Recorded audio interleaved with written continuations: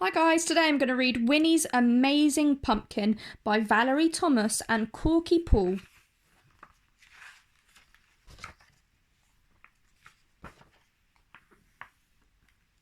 Winnie the Witch ate lots of vegetables. She liked broccoli, cauliflower, cabbage and parsnips. She really liked peas, carrots, beans, potatoes and spinach. But she loved pumpkin. She loved pumpkin soup, pumpkin pie, and pumpkin scones with pumpkin seeds on top. But most of all, she loved roast pumpkin. Wilbur, her big black cat, liked pumpkin soup if it had lots of cream stirred in. Every Sunday morning, Winnie would jump on her broomstick. Wilbur would jump onto her shoulder and they would zoom off to the farmer's market to buy vegetables. That was easy. But it wasn't so easy coming home. It is hard to balance on a broomstick with a cat, pumpkins and lots of other vegetables. Oops! Brussels sprouts and tomatoes rained down onto the market. Splat! Squelch! Blithering broomsticks, shouted Winnie. And then she had a good idea. I'll grow my own vegetables, she said. So Winnie dug a big vegetable patch in her garden. Wilbur helped. She planted lots and lots of vegetables. She watered the plants and pulled up weeds. Wilbur helped. But the plants grew very slowly, and when they did grow, the caterpillars and snails and rabbits ate them. Oh dear, said Winnie, gardening is hard work. I'll try a spell to help my garden grow. She waved her magic wand, shouted abracadabra, and nothing happened. Bother, said Winnie, that didn't work. I'll go and look in my big book of spells. Winnie went inside just a minute too soon. Outside, the spell began to work. Inside, it was very dark. Winnie tripped over Wilbur. Meow! I'm sorry, Wilbur, said Winnie. I didn't see you. It's so dark. There must be a storm on the way. She looked out of the window. It wasn't a storm. It was Winnie's garden.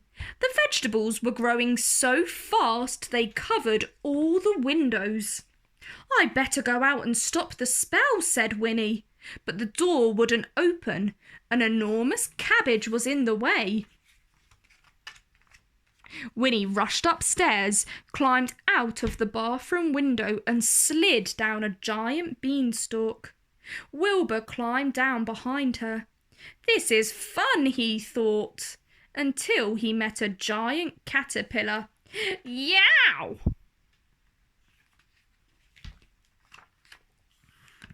Everything in Winnie's garden was enormous, gigantic, stupendous. A beanstalk was growing up into the clouds. The cabbages were as big as cows. The rabbits were bigger than cows. An immense pumpkin was curling around Winnie's house. And there on the roof was a huge pumpkin. Oh no, shouted Winnie. The pumpkin will squash my house. She waved her magic wand. But just as she shouted, Abra!